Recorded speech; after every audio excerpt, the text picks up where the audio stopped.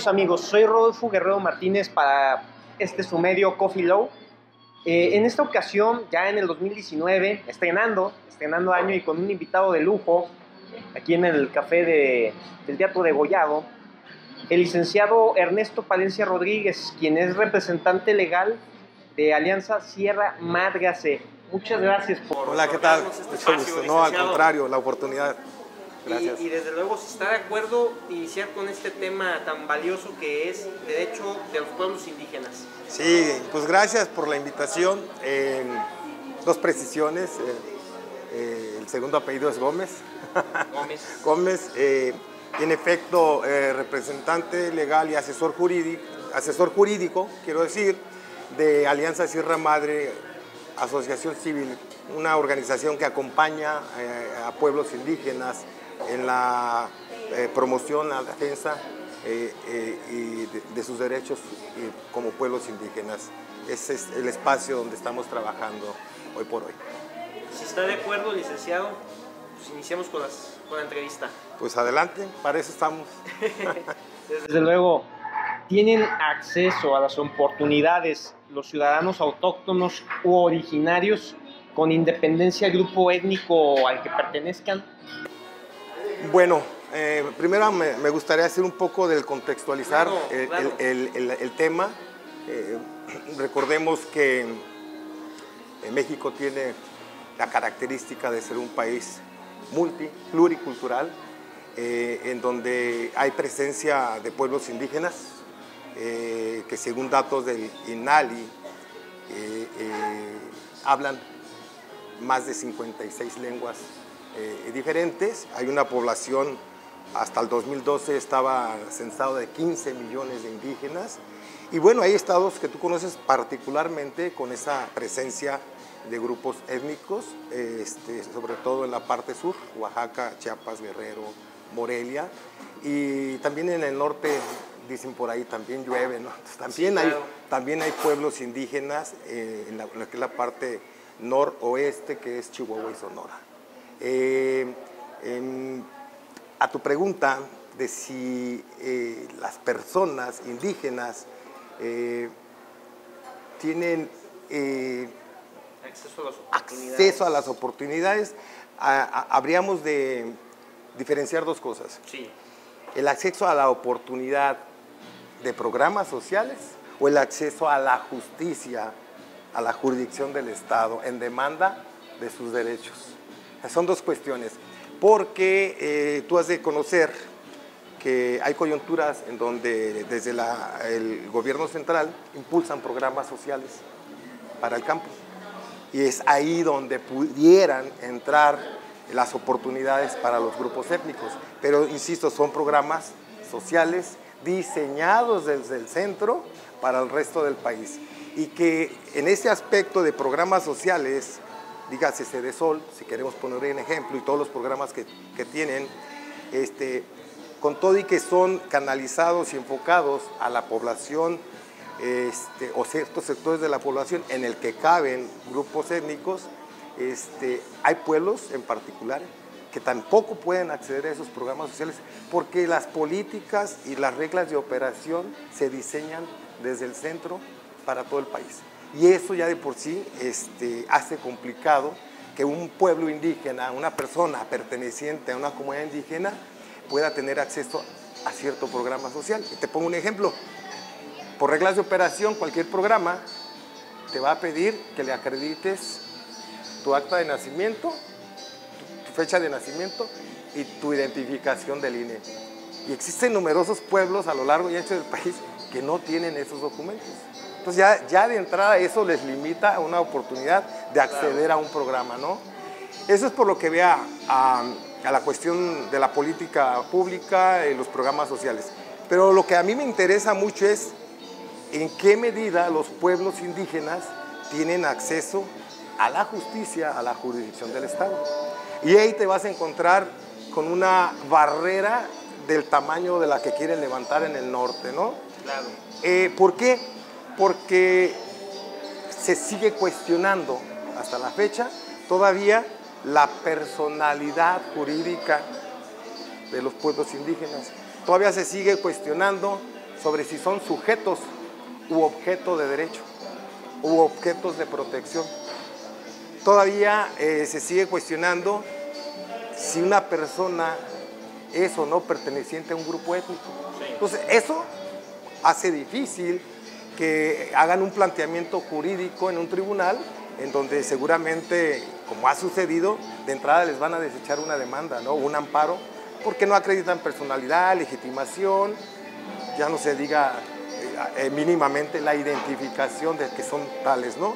Y por otro lado, negarles el que sean o no pertenecientes a un pueblo indígena. Entonces, hay varios elementos que desde luego hacen complicado que accedan a la jurisdicción del Estado. Si tú te acuerdas, el segundo constitucional, por citarlo, que lo debemos de conocer bien, habla que la nación tiene una composición pluricultural. Sí. Reconoce a los pueblos indígenas y dice que son aquellos que descienden de las poblaciones que estaban al iniciarse la colonización y que las comunidades indígenas pertenecen a esos pueblos. Pero ahí hay dos aspectos muy interesantes. Bueno, el Estado, en este marco normativo, Carta Magna, está reconociendo una preexistencia de los pueblos originarios, al decir, descienden de las poblaciones que estaban al iniciarse la colonización. Y luego en el apartado A, tú empiezas a ver todos los incisos y les reconoce estas características culturales y les reconoce su derecho de libre determinación y ejercicio de autonomía. Luego entonces, con estas dos características, no deberían de tener problema alguno para acceder tanto a programas sociales como cualquier ciudadano, como acceder a la jurisdicción del Estado en el planteamiento de demandas, de amparos en defensa de sus derechos colectivos. Entonces, es en lo que se chocan o se topan los pueblos indígenas, las comunidades indígenas, cuando intentan acceder a un programa social o presentar un planteamiento de derecho, de exigencia de derechos ante un tribunal o alguna corte. En este tenor es un poco difícil, ha sido un poco difícil. He acompañado a algunos pueblos, a comunidades indígenas ante los tribunales en demandas de amparo, y esas son las características, ¿no?, que me he encontrado a lo largo. Hay que decirlo, esto ha ido cambiando, ¿no? A raíz de la reforma constitucional de 2011 sobre derechos humanos, los impartidores de justicia han tenido que empezar a abrir esta mentalidad cerrada con la que tenían de juzgar, ¿no? Ha habido avances, ha habido resoluciones ya de la Corte, de juzgados de distrito y colegiados, donde empiezan a reconocer dos características fundamentales, ¿no?, que tienen una personalidad jurídica y que tienen legitimación e interés para salir en defensa de sus derechos colectivos. Entonces, ese es un poco a grandes rasgos lo que ha estado sucediendo en los últimos años, del 2011 para allá, con la reforma, ¿no? Para terminar el preámbulo, el contexto, habrá que recordar que este movimiento indígena no es nuevo ni es de hoy, tiene años y ha logrado avances significativos tanto a nivel nacional como internacional, y todo a raíz, o como documento fundatorio, la Convención Americana del 69, que fue adoptada por México por ahí del 80, luego vino el convenio 169 de la OIT, en donde, por ser México parte y el Estado mexicano haberlo ratificado, es ley. Es ley como cualquier código que tú me plantees. El convenio 169, que especifica una serie de derechos para los pueblos indígenas, es ley y tiene que ser sujeta de razonamiento en un juez cuando se le plantea una demanda. En el contexto internacional, en el 2007 recordarás la Declaración de Naciones Unidas sobre Derechos de los Pueblos Indígenas, ¿sí? Entonces ha habido una evolución de los derechos de los pueblos indígenas a lo largo de estos años, y en México, bueno, recordarás la reforma de 2001, cuando se modifica el segundo constitucional y que se incorpora a los pueblos indígenas, y la reciente del 2011 sobre el tema de los derechos humanos. Entonces, ha sido una evolución a lo largo de estos últimos 30, 40 años, donde se ha ido avanzando en el reconocimiento de los pueblos y las comunidades indígenas como sujetos de derecho. Entonces, es un poquito a grandes rasgos lo que hoy por hoy, cuál es el estatus jurídico en el que se encuentran pueblos y comunidades indígenas en México. Entonces, para acotar tu pregunta, tanto en aspectos sociales como de acceder a los tribunales, es a grosso modo un poco el panorama que tenemos. Sin duda, importante es también decir si la Universidad Autónoma Indígena es una de las tantas opciones a las que pueden recurrir o no. Bueno, yo quiero pensar que las universidades interculturales indígenas, que creo que hay 13 o 14 a lo largo y ancho del país, creo que tuvieron esa finalidad, llevar el espacio y la posibilidad de que personas de pueblos o comunidades indígenas pudieran acceder a la educación. Te decía que participé en un proyecto interesante donde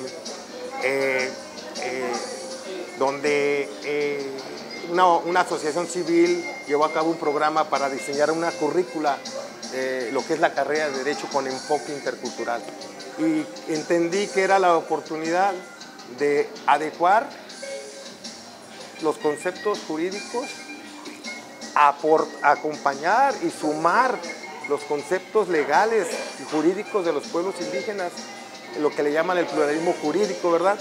Aglutinarlos y dar esa oportunidad para los estudiantes que pudieran tener acceso a la educación y a estas universidades con ese enfoque intercultural, ¿no? Creo que están ahí trabajando en Chiapas. Tengo entendido que está funcionando, entre otras, pero hay un sesgo ahí que no vamos a olvidar. México es un país racista. Lamentablemente. Lamentablemente, quien lo niegue está en un error. Y tú puedes identificar en un día, a lo largo de un día, tantos aspectos que te dicen lo racista que son. Claro. En general. Y para con los pueblos y personas pertenecientes a las etnias, también. El que huele mal, el que se viste mal, el que nomás anda de pobre, el que nomás anda pidiendo. Sí, y lo hacemos sin conocer su proceso histórico. Desafortunadamente es un punto de vista, ¿no?, que creo que en México lo es. Creo que estas universidades son una oportunidad para las personas pertenecientes a las comunidades y pueblos indígenas para que se preparen, para que conozcan, para que incorporen todo ese saber que tienen los pueblos indígenas, todo ese saber de sistemas normativos, porque no son usos y costumbres. Así como el Estado crea leyes a través de sus instituciones, producto de usos y costumbres, la ley así nace, ¿no? Así se va creando. Los pueblos indígenas, a través de esos usos y costumbres y de ese proceso, también tienen sistemas normativos, ¿no?, de penas, de sanciones, de reparación del daño, también los tienen. Desafortunadamente, pues no los conocemos, la sociedad no los conoce y el Estado no los conoce, por lo que históricamente sabemos, ¿no?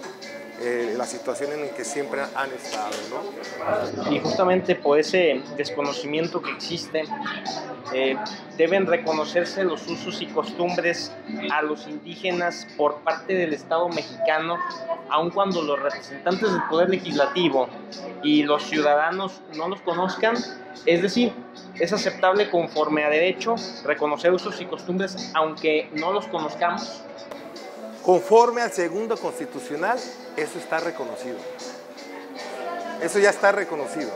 Conforme a la Convención Americana, a la Declaración Universal de Derechos Humanos, que es una declaración que para el Estado mexicano no es vinculante todavía, pero hay directrices que deben de ser tomadas en cuenta.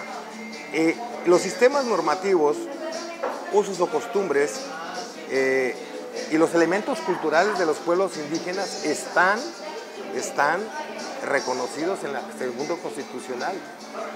El problema es el espacio para ejercerlos. Y el otro problema es, tú lo acabas de decir, que no los conocemos.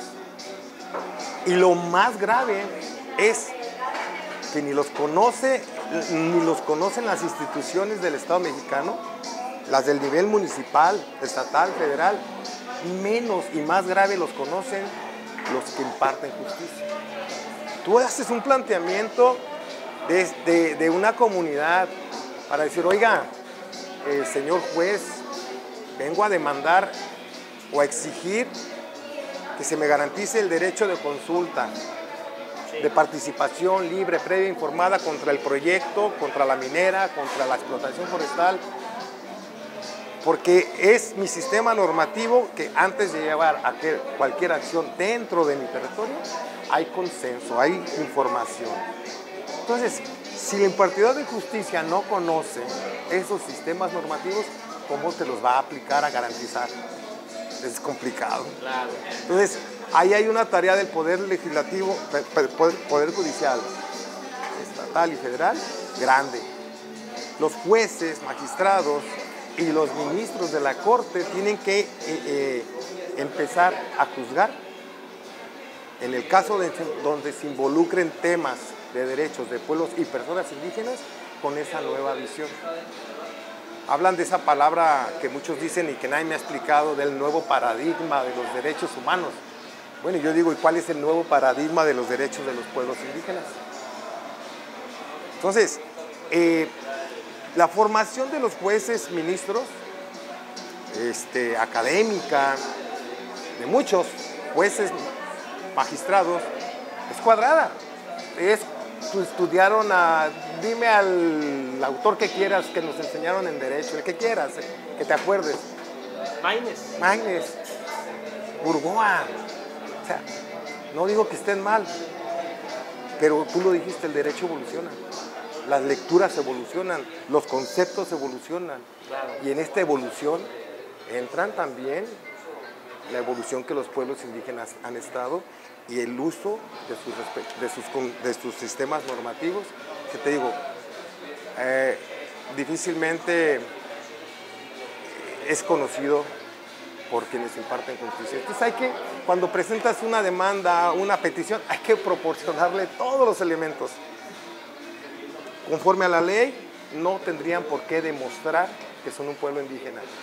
Y sin embargo, hay jueces que les obligan a que me demuestres que eres un pueblo indígena o que perteneces a un pueblo indígena.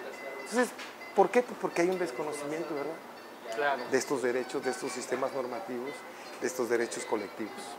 Entonces, esa es una gran tarea que tiene el Poder Judicial de los dos niveles y que no digo que no, ha habido jueces muy certeros ya en algunas resoluciones, incluso la Corte ha sacado algunas resoluciones muy concretas donde sí hay avance de este reconocimiento, ¿no? La Corte emitió un protocolo de actuación para quienes imparten justicia en el caso en que se involucren personas, pueblos y comunidades indígenas. Y están todas las resoluciones emitidas por la Corte en donde te hablan del concepto de libre determinación, de autonomía, del derecho a la consulta, ¿sí? De la autoadscripción.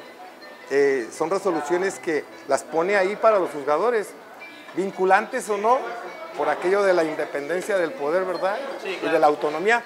Pero bueno, es un protocolo, son unas especies de recomendaciones para que cuando tengas un asunto de estos consideres cuáles han sido los criterios y el camino por donde puedes ir. Entonces, otra tarea que tiene el Poder Judicial. Y el legislativo también.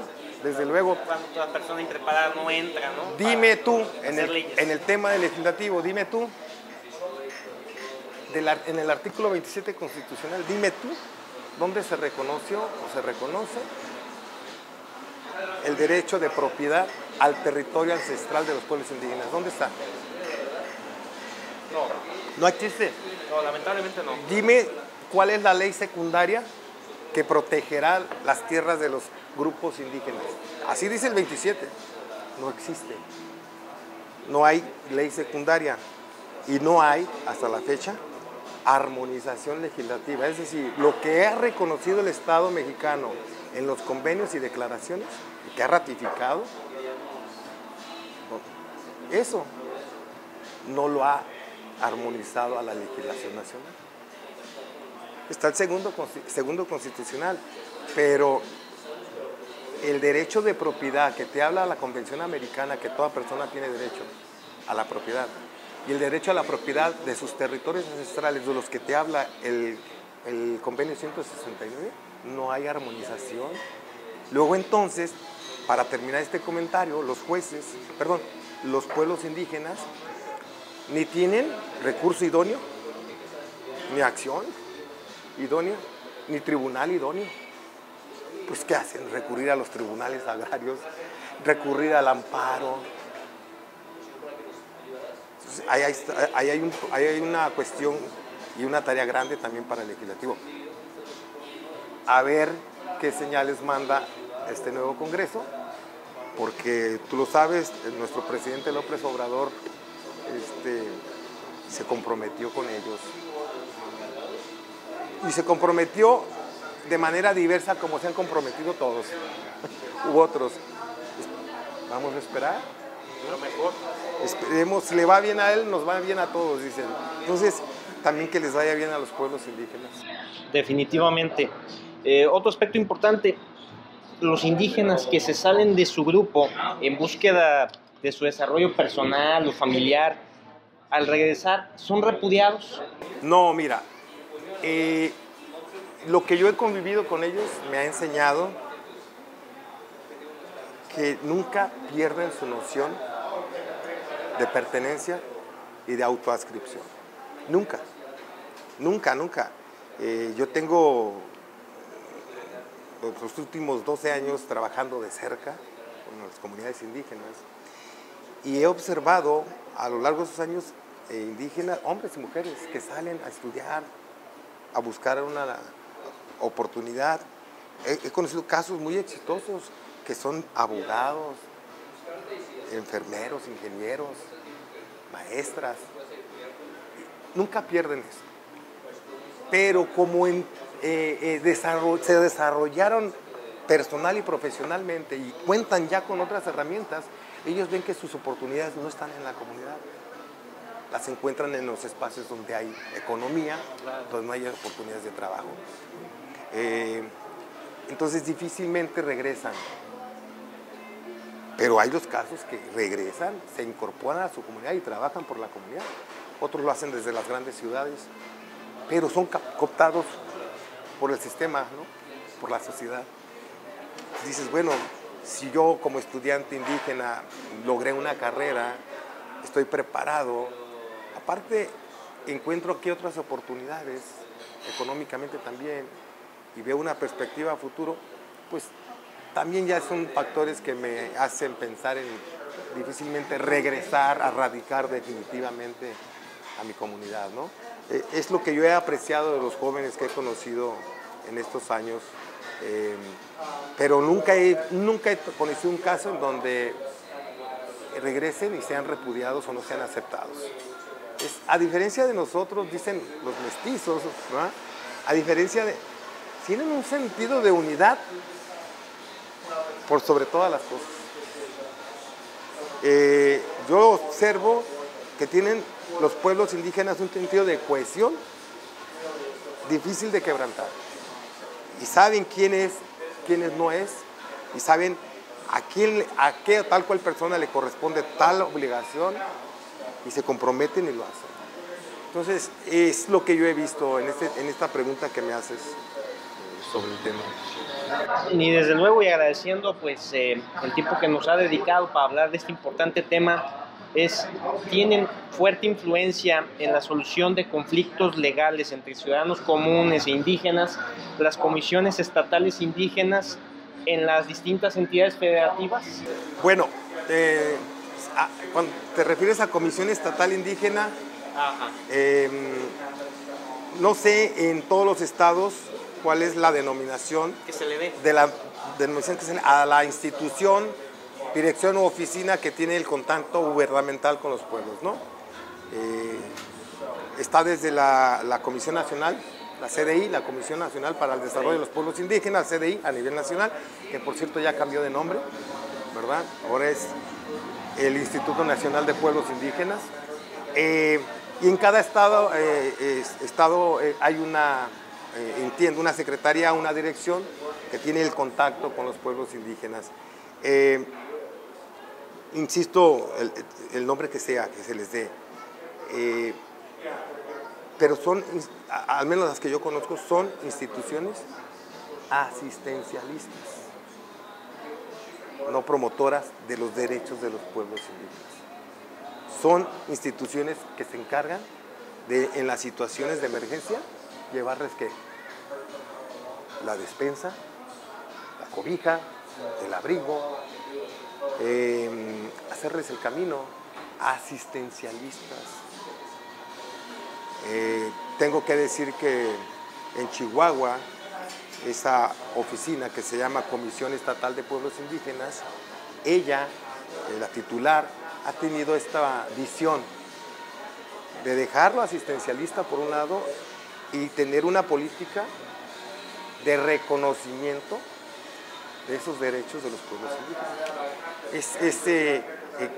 Claro que caben, claro que son el grupo étnico de atención de estas comisiones o direcciones, pero el problema es que la política es asistencialista, no de reconocimiento de los derechos y ejercicio de sus derechos indígenas.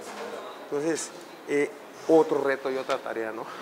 Muy importante. Claro. Pues, no nos queda más que agradecer, licenciado, y desde luego que a través de esta conclusión pues, nos pueda decir la importancia y exhortar a todos los que nos vean de por qué este tema, esta materia en lo particular, de hecho los pueblos indígenas, denominados así por distintos programas de estudio, que no le dan la relevancia que debe de tener y que nosotros como futuros abogados y la ciudadanía en general deberíamos de estar conociendo y estar conviviendo con los pueblos originarios. ¿Cuántas veces has escuchado que es una deuda histórica? ¿No? Y claro que lo es. Tuve a lo largo de 5 siglos cuál ha sido el estatus jurídico de los pueblos indígenas, en qué se quedó el reconocimiento de sus territorios ancestrales, de esa propiedad originaria, y sigue siendo una deuda grandísima del poder legislativo. Es un reto enorme. Afortunadamente, como te dije, la reforma de 2011 abre esta posibilidad de reconocimiento, de protección, de respeto de los derechos y de reparación y sanción en el caso de violación de los derechos humanos, que dicho sea de paso, los pueblos indígenas también de manera colectiva ejercen estos derechos humanos. Entonces, pues ahí está el reto para los siguientes años. Qué gusto que nos haya otorgado esta primera entrevista del año el licenciado Ernesto, quien es representante y asesor jurídico de Alianza Sierra Madre AC. Muchísimas gracias. Buen día, hasta luego. Y ustedes, queridos amigos, que estén muy bien y pues ahora sí que brindemos.